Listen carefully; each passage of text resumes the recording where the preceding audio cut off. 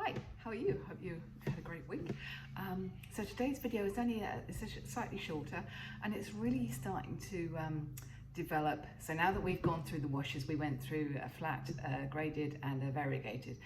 Now it's about how to integrate those new skills and techniques that you've learned into an actual painting. So last week we did the sky, this week we're doing a pear.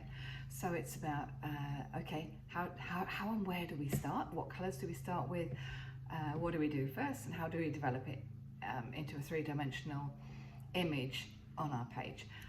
This week I will be doing a short blog, which I'll put the link to on the YouTube, and just so if you want to know about what colours I've used and and about the papers and things like that, it'll all be in there. Yes, so I hope that you really enjoy this little video, and next week we'll be looking at the variegated, which is using the two colours, and about how to use that to develop it into a little painting.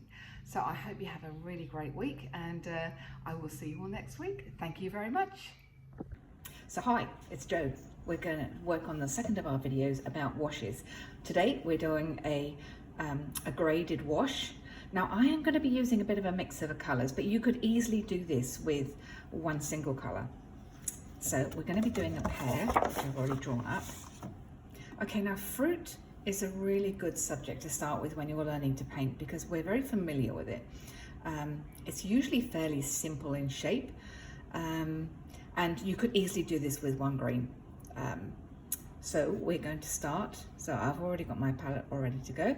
So I've got a very dark green, an orange and a yellow.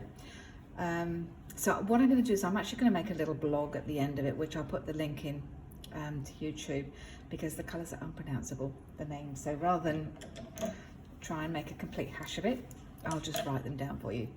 Okay, so the thing about wash, as before, is that you have to firstly do a really, you could always just do a water, just wash your shape over with water. Mine is tinged with green because I've already been practicing. So the first thing you do is just paint the whole thing with water. If you want to leave a couple of white areas out, because with watercolour we try and avoid using white. So I'm just going to leave a couple of areas of white out.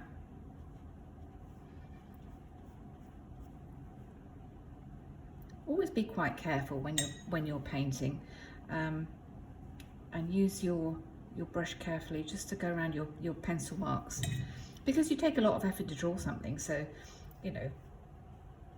do yourself some credit and try and be a little bit careful.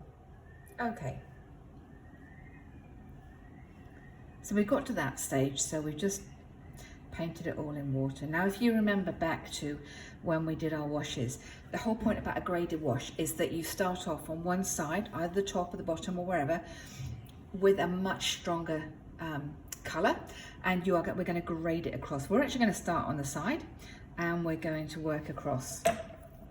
So I'm switching brushes. I'm now going to my number 5 round.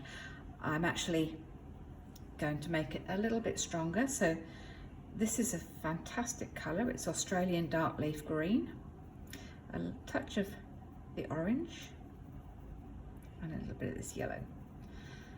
Makes a really good pear green. Okay, so I'm going to use the edge of the brush just to draw backwards and forwards along my pencil line, and then we're going to come back, and then we're going to go back again.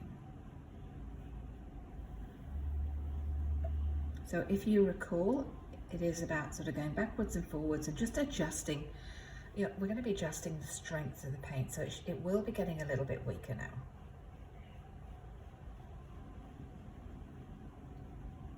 Might bring it around here a little bit. So I'm hoping that this will show you that these very basic washes, and how that they can then be translated to your work. So it's all very well me saying, well, you do a square of this, but you think, well, how on earth would I then use it? So we're now getting lighter as we get to this side of the pear. I'm going to introduce this yellow is amazing.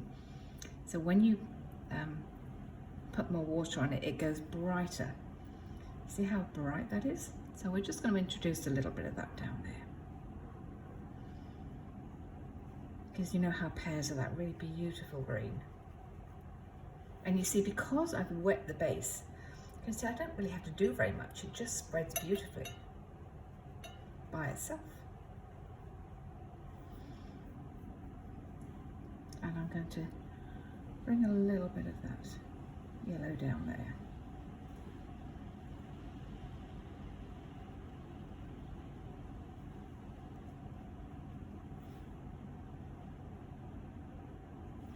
And now I think I want to go just a little bit darker, so I'm going to go back in with that green.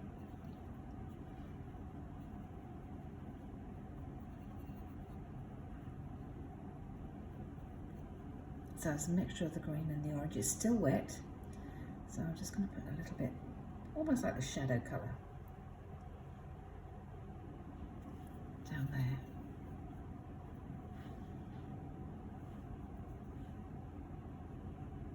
And you see how it's just blurring by itself. Now, if I'd have painted straight onto a dry piece of paper, I couldn't have done that. It wouldn't, you know, do that beautiful blend.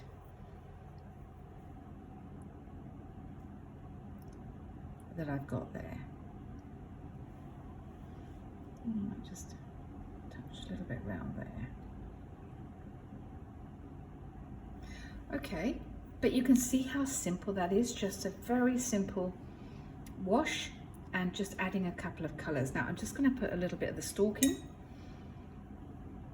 and then I'll wait for it to dry and I'll come back and I'll just show you how to put a little bit of shadow in.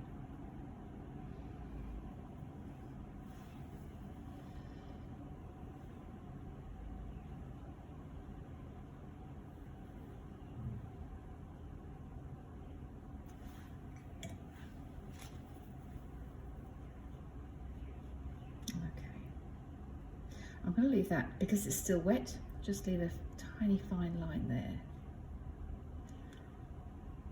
And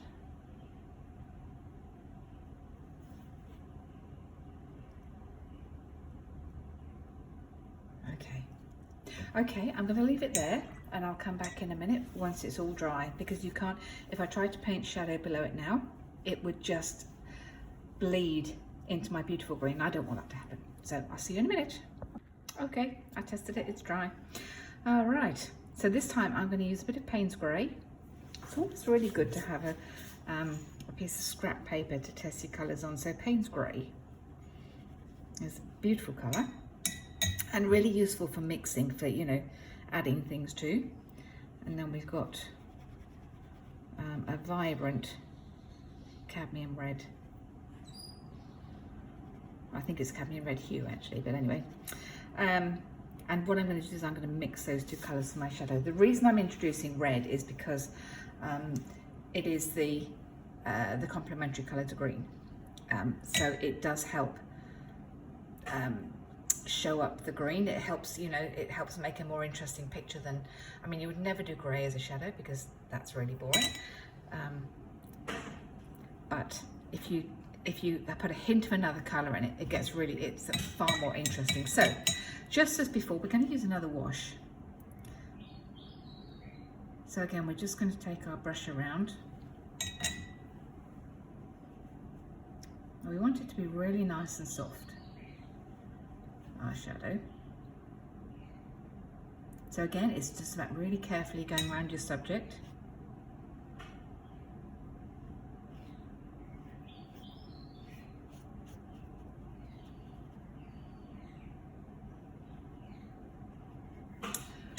Okay, now I'm going to switch brushes back to the round brush again.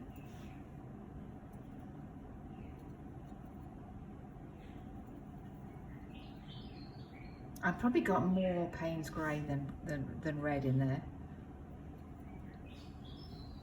Okay.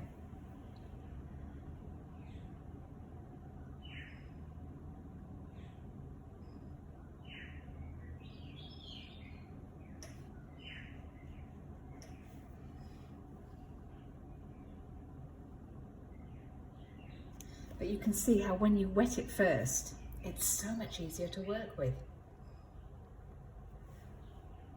And you see that's without red added, and that's with red added. Can you see how much more interesting it is? So we've added a little bit of red.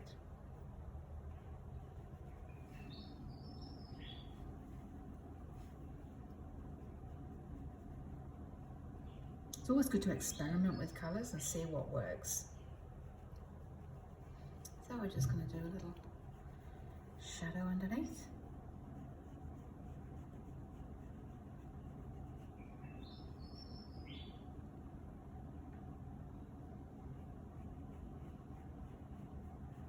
Because the light's coming from this direction, so it's not a huge shadow. You can always put some more paint on to make it darker, actually right next to the pear. See, it's bled a little bit on there because it was obviously still a little bit damp, but that doesn't matter. I can take that out later.